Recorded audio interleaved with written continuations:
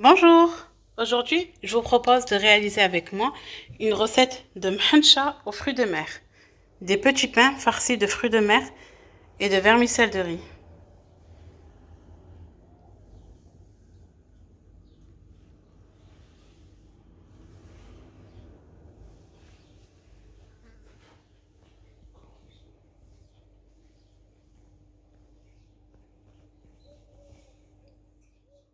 Pour la farce, c'est très simple. On a besoin de coriandre, soit de la fraîche, bon moi je la coupe et je la congèle, un peu de citron confit, un oignon, de l'ail, des champignons, des fruits de mer, des vermicelles de riz chinoises.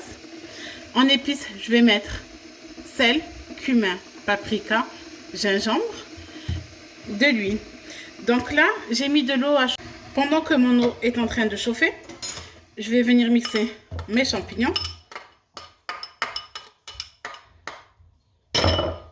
Le citron confit, je vais y mettre deux lamelles. Après le citron confit, vraiment, c'est selon vos goûts. Hein. Si vous aimez, vous pouvez y aller. Hein. Vous pouvez en mettre. On fait attention toujours au pépin. Je vais y mettre notre ail avec l'oignon. Je vais ajouter la coriandre et je vais mettre à mixer. Mon eau est chaude, je vais venir la verser sur les vermicelles de riz et on va les laisser reposer dans l'eau à peu près 10 minutes. Je les recouvre bien et je les laisse poser. Maintenant, on va passer à la cuisson de notre farce. Alors, je vais venir allumer sur une poêle. Regardez, là, j'ai mixé l'ail, l'oignon, les champignons, le citron avec la coriandre. Très simple. Je vais mettre de l'huile dans ma poêle. Je vais venir y mettre ce qu'on a mixé.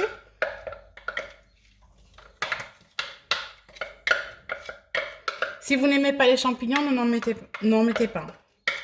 Moi, j'aime bien le goût que ça apporte.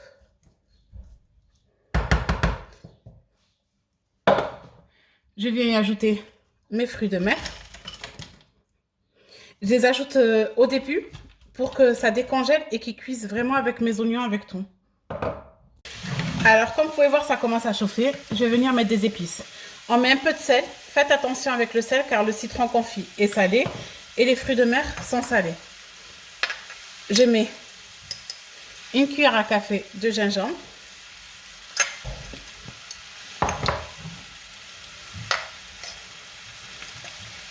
Une cuillère à café de cumin.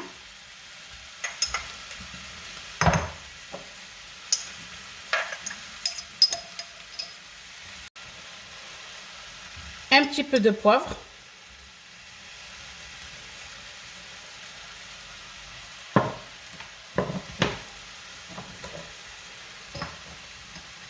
Une cuillère à café de paprika ou de piment doux. Et je vais y ajouter un petit peu de safran, vraiment un peu pour que ça nous colore ensuite nos vermicelles. Et là, on va venir délicatement remuer le tout.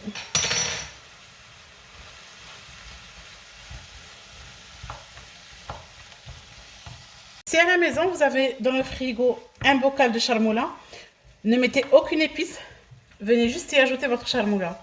Moi, il ne m'en reste plus, donc là, vraiment, j'ai remis les épices. Mais si à la maison, vous avez de la charmoula, ce sera encore meilleur. Vous mettez juste une grosse cuillère à soupe de charmoula et vous remuez. Donc là, je vais remuer et je vais laisser cuire à peu près 10 à 15 minutes quand même que nos oignons cuits. En attendant, je vais venir mettre les vermicelles de riz dans une passoire. C'est tout à fait normal que ça lâche de l'eau, car quand même il y a les champignons, il y a les oignons qui lâchent de l'eau, ainsi que nos fruits de mer surgelés. Donc je vais laisser cuire. Regardez. Ça commence à être presque cuit. Je vais venir ajouter les vermicelles de riz, que je vais venir avec mon ciseau découper. J'essaie de les découper de manière à ce qu'ils se mélangent bien au reste de la farce. Pour qu'ensuite, quand on va venir garnir nos mhanchas, nos petites mhenchats individuelles, ça s'éparpille bien. Donc là, je vois que c'est encore trop long.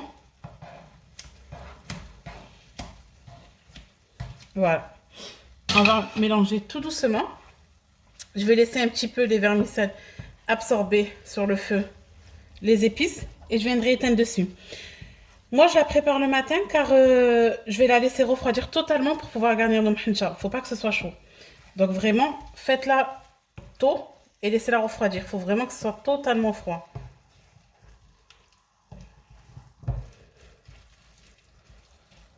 Alors, notre farce est prête. On va venir éteindre dessus. Je vais venir la mettre dans un récipient et je vais la laisser refroidir. Vous pouvez faire la même farce pour faire des pastillas de fruits de mer. C'est exactement la même chose. Alors, pour la pâte pour nos mhenchats, aujourd'hui, je vais utiliser que de la semoule extra fine. On ne va pas utiliser de farine aujourd'hui, on va utiliser que de la semoule extra fine, de l'eau tiède, un peu de sel, un peu de levure, un sucre, tout simplement. Donc, comme d'habitude, je mets un sucre. Je ne vais pas venir mettre beaucoup de levure boulangère. Là, je vais mettre à peu près une cuillère à café. On veut quand même qu'il gonfle un peu, donc je mets une petite cuillère à café dans mon eau.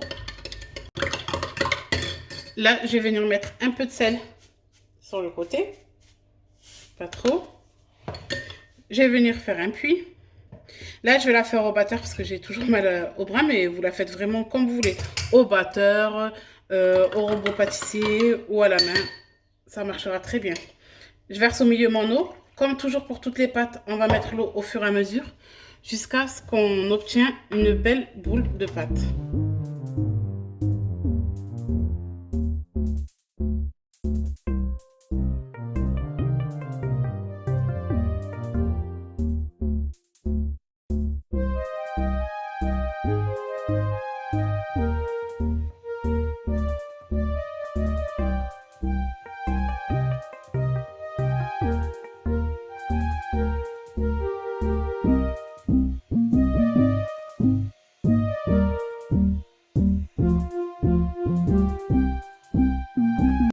Donc là, j'ai fini de travailler ma pâte. Je vais venir huiler mon plan de travail. On va travailler sur le plan de travail. Je vais venir prendre ma pâte. Je vais vous montrer de plus près comment elle est bien souple. Et là, c'est une pâte 100% semoule. Regardez. Vous voyez comment elle est belle? Donc là, regardez. J'ai ma pâte. J'ai huilé mon plan de travail. On va venir former des petites boules.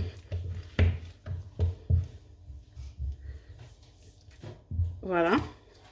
Je vais former les boules. Regardez, j'ai formé les boules.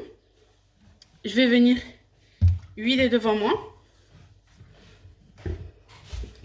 À côté de nous, on a notre farce qui est totalement froide. Donc, je vais commencer par la première boule et je vais venir l'étaler totalement.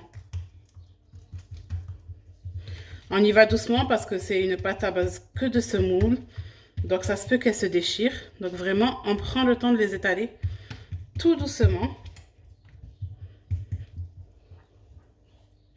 On huile bien le plan de travail.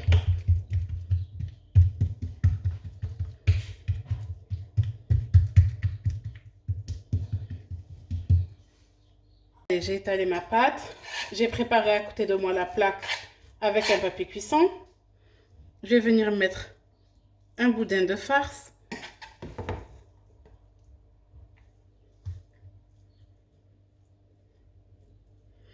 Quand même, il faut qu'il y en ait assez, mais pas trop non plus. Je viens rabattre tout doucement. Je vais venir saupoudrer de la semoule extra fine. Ça va permettre quand même qu'on ait un feuilleté. Je ferme les coins et je roule tout doucement ma pâte. Vous voyez, vraiment, j'y vais doucement pour ne pas la déchirer car notre pâte est plutôt souple.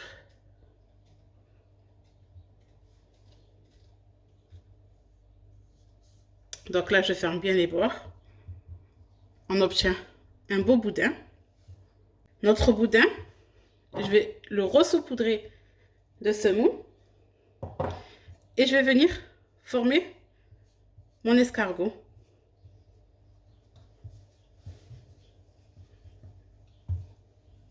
Regardez. Et là, je viens appuyer pour sceller, pour pas qu'il s'ouvre à la cuisson, la fin de mon escargot. Et je le dépose sur ma plaque. Je vais faire pareil pour toutes mes boules et on passera à la cuisson. Alors, j'ai fini de former nos mhencha individuels. J'ai préparé un œuf avec quelques gouttes de vinaigre.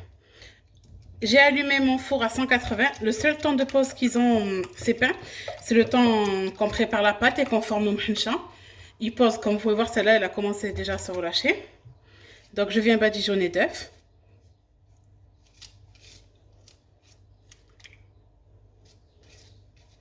On va les enfourner au four. Le temps de cuisson varie vraiment selon votre four, mais il faut compter quand même 20 minutes facile. Je vais les badigeonner d'œufs et je vais venir les décorer comme je veux. Là, j'ai des petites graines de lin. Pour celle-ci, je vais lui mettre quelques graines de lin. Pour celle-ci, je vais lui mettre un peu de persillade. Vraiment, vous décorez comme vous voulez. Vous pouvez mettre juste l'œuf aussi. C'est vous qui choisissez. Voilà.